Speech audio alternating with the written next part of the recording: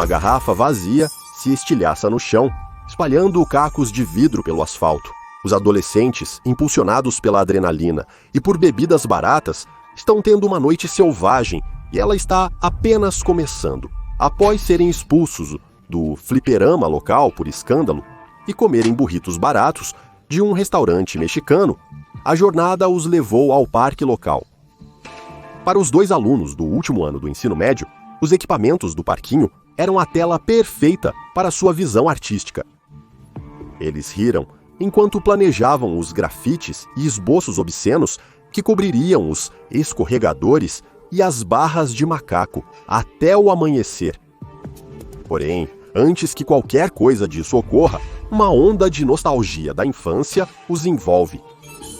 Por que não ir em alguns dos brinquedos pelos velhos tempos? Não é como se alguém fosse saber o que eles fizeram aqui esta noite, e eles estão certos, da pior maneira possível. Mal sabem eles, algo extremamente perigoso está à espreita. Algo que quer causar-lhes um dano terrível. Terrível de uma maneira que, mesmo depois que acontecer, eles nunca realmente entenderão. Ao amanhecer, quando os primeiros raios de sol refletem na grama coberta de orvalho, fica claro. Os adolescentes não chegaram em casa. Seus pais, em pânico, acionam a polícia e reportam o desaparecimento. Isso não é típico deles. Eles nunca ficam fora por tanto tempo. A busca começa. Ligações são realizadas para rádios e TVs locais. Cidadãos preocupados fixam cartazes de desaparecidos em postes.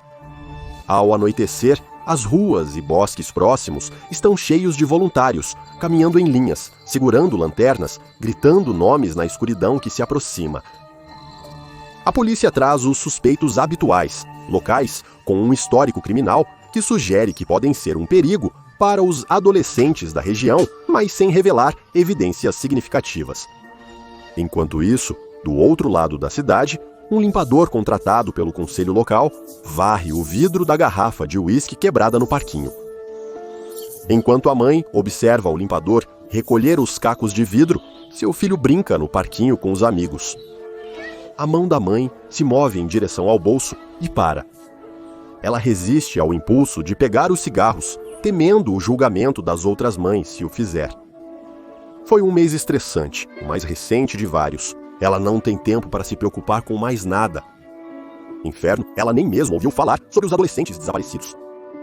Mamãe, olha o quão alto eu posso subir. Ela sorri ao ver seu filho chegar ao topo das cordas. O sorriso dela quase se torna genuíno ao ver a felicidade do filho. E então, seu telefone começa a tocar. É ele, de novo. Seu marido, em breve ex-marido, se ele algum dia, de fato, aceitar o divórcio. Ela suspira e se afasta do parquinho. Ela não quer que o filho deles ouça mais uma de suas longas discussões à distância. Quando o ritual de humilhação termina, ela retorna ao parquinho. Só que algo está errado. Ela percebe imediatamente. O filho dela não está lá. Ela sente o pânico perfurar seu peito naquele instante, mas tenta manter-se calma. Ela pergunta a uma das mães o que houve e elas parecem tão confusas quanto ela. Acho que ele só desceu no escorregador, diz uma delas. Eu não estava olhando, me desculpe, diz a outra.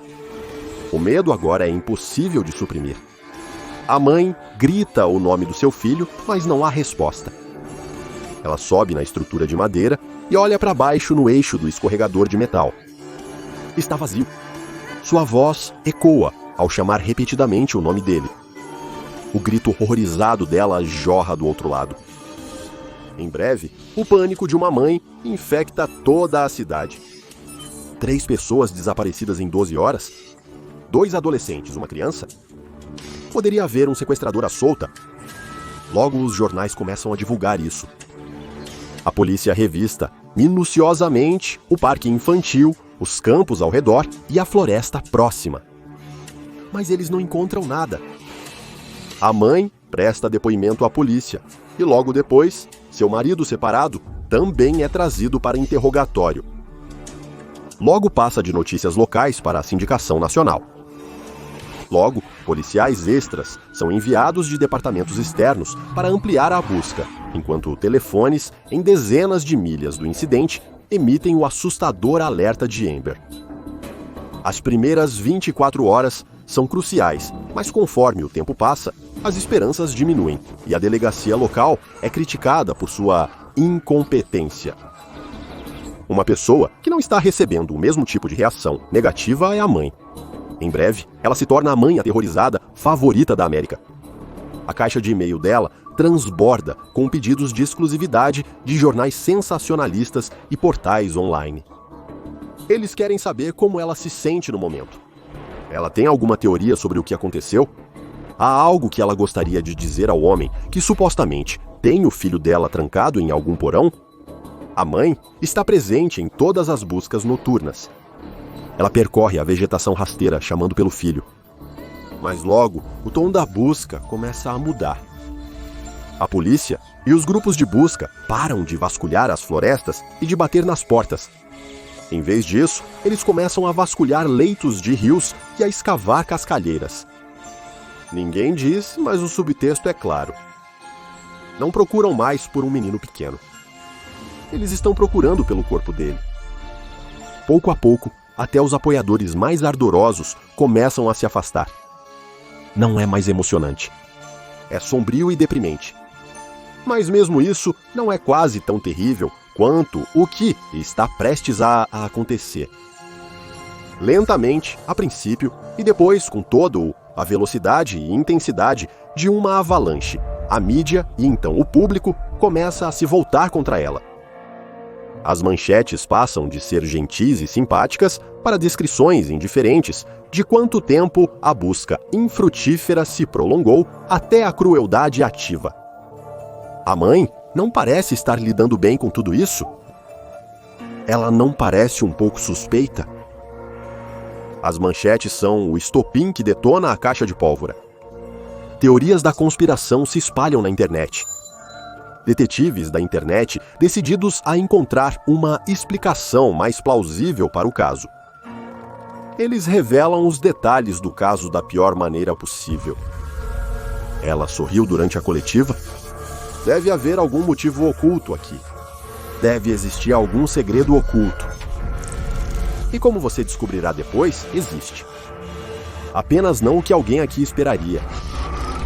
A mãe ainda recebe centenas e às vezes milhares de mensagens todos os dias. Mas o tom dessas mensagens mudou com a representação da mídia. Eu sei o que você fez, seu monstro. Você não pode continuar se safando disso. Como você consegue viver consigo mesmo, matando seu próprio filhinho? Você cavou um buraco grande para ele, senhora? Eu vou cavar um maior para você. Mas as mensagens não são tão assustadoras quanto os maníacos que aparecem em sua casa. Começa com sombras, figuras se movendo pelos arbustos à noite, mal visíveis no brilho da luz da varanda. Depois vem os sons, o som surdo de pedras batendo na lateral da casa, o estrondo ocasional de algo mais pesado batendo contra uma janela. Em uma ocasião, alguém até atirou na fachada. Quando a polícia veio investigar, ela sentiu um subtexto de "tudo sempre acontece com você, não é?", por baixo dos sorrisos simpáticos. Seu carro foi arruinado por pichações horríveis, várias vezes, os pneus cortados, as janelas rachadas, as portas arranhadas, todas as formas possíveis de uma pessoa sofrer uma indignidade, exceto violência física, ela parece estar sofrendo. Ela vê youtubers e podcasters escondidos em seus carros, filmando-a enquanto tira o lixo, para usar como imagens em documentários sobre suas supostas transgressões. Ela chora demais. Ela não chora o suficiente. Os olhos dela não parecem de um assassino. Mas ela até aceita toda a dor que vem com o estar acordada sobre os horrores que invadem seus sonhos. Na verdade, é sempre o mesmo sonho. Ela está lá no dia em que seu menino desapareceu, com as outras mães na beira do parquinho, observando-o. Exceto que no sonho, ninguém tem um rosto. Todos são lisos e sem expressão, com vozes que soam como um absurdo abafado. seu filho a chama. E então, exatamente no mesmo momento que aconteceu na vida real, seu telefone começa a tocar. A tocar. É o marido dela novamente, seu futuro ex-marido. Como se estivesse presa pela certeza do passado, ela se afasta e atende o telefone, movendo-se lentamente como um líquido. A voz monótona e assustadora do marido ecoa pelo microfone, próximo ao ouvido dela. Por que você não está cuidando do nosso menino? Ela se vira e vê que ele se foi. Não apenas ele, mas todos, como se ela estivesse completamente sozinha no mundo. Ela corre em pânico, embora para ela essa corrida seja em uma torturante câmera lenta. As palavras da outra mãe ecoam com clareza assustadora em seus ouvidos. Acho que ele acabou de descer o escorregador. Em pânico, ela se joga no escorregador, ofegante e com a respiração superficial. Suas mãos escorregam no plástico liso. Seus joelhos batem nas laterais enquanto ela rasteja para frente. Mas desta vez, ela não vê a luz fraca do outro lado. Apenas uma escuridão total e consumidora se abrindo diante dela, puxando-a como um vazio. Ela não para pensar. É quando ela ouve isso. Mamãe! A voz dele. É fraco, mas inconfundível. Ela precisa continuar. Mas por dentro, o escorregador parece uma desesperada e terrível infinidade. Laços infinitos em metal frio e escuro, toda vez que ela sente que está se aproximando de ver seu filho novamente, ele se afasta um pouco mais, então tudo escapa e fica fora de alcance. Ela acorda repentinamente na cama, ofegante, com a camisola grudada na pele suada. O escorregador. Ela sabe que tem que voltar. Não é apenas um sonho. É algo mais. Uma atração que ela não consegue explicar. O escorregador. Ela tem que voltar para o escorregador. E é isso que ela faz. Naquela noite, ela volta ao parque infantil, ainda isolado com a fita da polícia esvoaçando na brisa. Ela se abaixa sob o cordão, seu coração pulsando com medo e esperança. Ela fica na base do escorregador, olhando para a sua entrada vazia e aberta. Ela prende a respiração ao dar o primeiro passo, seus dedos se fechando firmemente em torno dos degraus de metal. Eles se sentem frios no ar úmido da noite.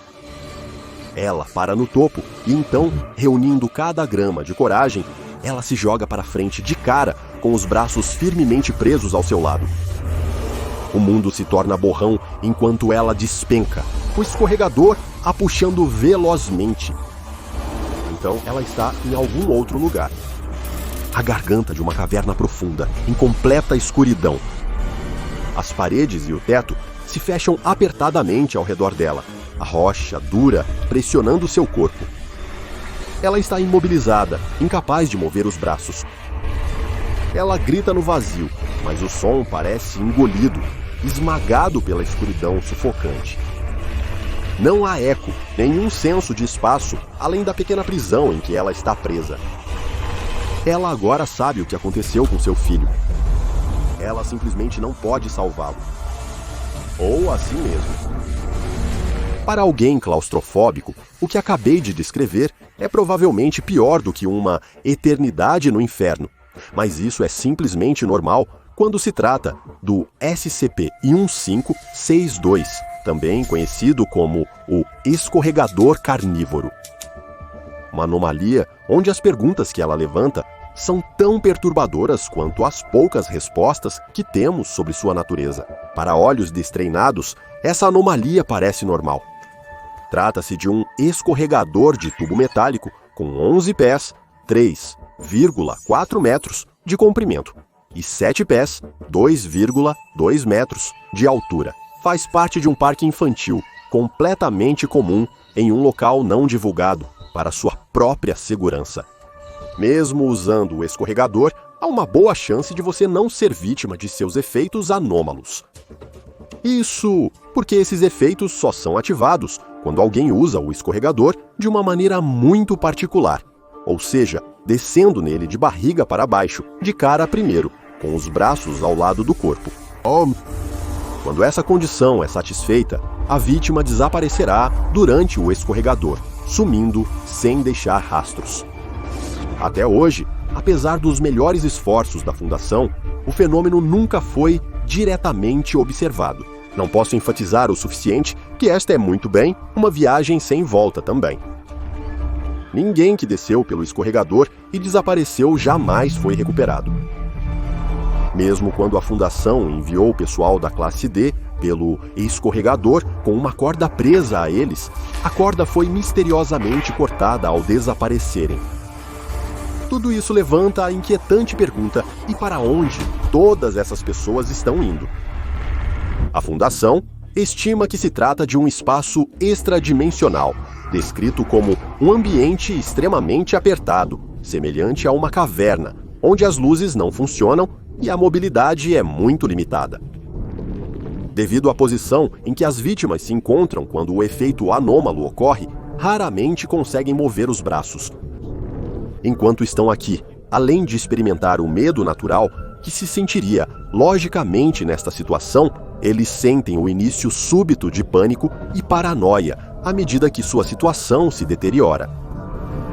A Fundação realizou apenas 2 experimentos no SCP-1562 antes de suspender os testes indefinidamente. No primeiro, um membro do pessoal da classe D foi amarrado e enviado pelo escorregador, momento em que ele prontamente desapareceu, cortando a amarra. Porém, o dispositivo de comunicação de longo alcance deixado com a classe D ainda operava. De sua nova localização, ele conseguiu descrever não apenas o local escuro e apertado, mas algo preso no túnel à sua frente. Ele descreveu um pequeno sapato como o de uma criança deitada no túnel à sua frente. Ele também ouviu uma voz falando e dizendo para ele parar de chorar, mesmo que ele não estivesse. Quando perguntado para descrever sua situação, ele disse: "Ainda estou de cabeça para baixo, deitado de bruços, e meu corpo está em um ângulo, mas estou em algum tipo de pequeno túnel e estou preso. Estou completamente cercado por rocha ou terra de todos os lados. Não tenho espaço para levantar a cabeça, mover os braços ou me deslocar para frente. Eu quero muito sair daqui agora." Os pesquisadores da Fundação não podiam removê-lo do local. Em vez disso, questionaram-no sobre a outra pessoa que parecia estar presa com ele. O de Class disse: ele apenas continuava perguntando onde ele estava. E eu disse a ele: eu não sabia, mas eu não acho que ele estava realmente falando comigo porque não respondia à minha voz. Ele me disse para parar de chorar quando eu estava, na verdade, meio calmo. Então eles o questionaram se a outra pessoa parecia se mover. Eu não acho que sim. Ele começou a chorar e pedir pela mamãe dele. Então ele finalmente parou e pouco depois disso você me contatou novamente. Por favor, tire-me daqui agora. Por favor, apresse-se. Meu peito está... A comunicação foi cortada neste ponto para o desespero de todos os envolvidos. Em resposta a este incidente, outro teste foi aprovado. Desta vez, usando um membro do pessoal da classe 500 que tem uma estatura menor. A lógica sendo que um homem mais magro pode ser mais móvel no espaço fechado da área anômala do SCP-1562, permitindo uma exploração mais aprofundada do que o sujeito do teste anterior. No entanto, apesar da diferença de tamanho, este membro da classe 500 parecia tão preso e fechado quanto o primeiro. Ele relatou o mesmo desaparecimento de toda a luz, a mesma falta de ar, a mesma sujeira e rocha, o mesmo sapatinho minúsculo logo à frente de sua cabeça. Porém, ele passou a ouvir uma voz muito familiar para os pesquisadores da Fundação, ecoando da escuridão. Era a voz do de classe anterior. E não era apenas a sua voz. Ele repetia tudo o que dissera durante o teste anterior, exatamente nos mesmos momentos, como se alguém reproduzisse uma gravação. Logo depois, a voz parou. A transmissão do segundo de classe foi cortada logo depois. Suas últimas palavras foram: "Ah, graças a Deus por isso." Eu estava começando a pensar que ele nunca mais foi ouvido. Diante deste cenário, o Dr. Carver, pesquisador principal no caso, suspendeu todos os testes. Fazer mais apenas repetiria o mesmo resultado e sacrificaria mais vidas para o escorregador carnívoro. Atualmente, o escorregador está em quarentena no Laboratório de Testes 46VU, no local 24, isolado do público, e de pesquisadores da Fundação Curiosos que possam repetir erros passados. Quando você faz este trabalho por tempo suficiente, percebe que às vezes não ter uma resposta é mais gentil do que conhecer a terrível verdade por trás de tudo.